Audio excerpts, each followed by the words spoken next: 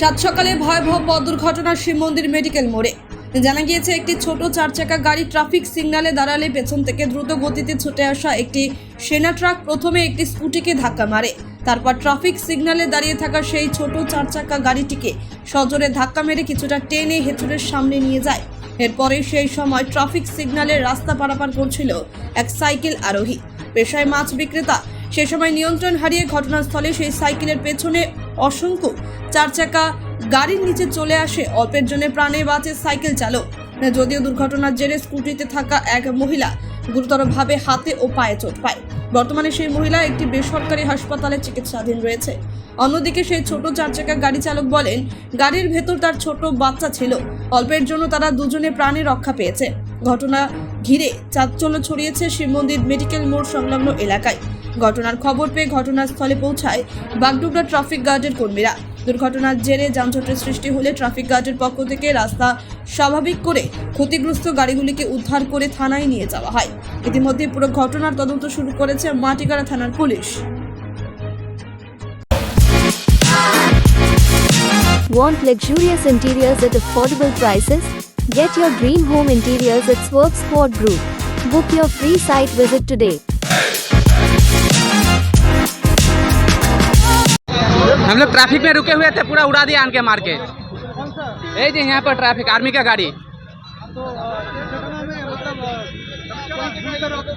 क्या इस घटना में किसी में मम्मी पूरा घायल है, सीरियस है मेरा मम्मी। आप लोग कहाँ पे हैं? हाँ जी नर्सिंग रूम में है।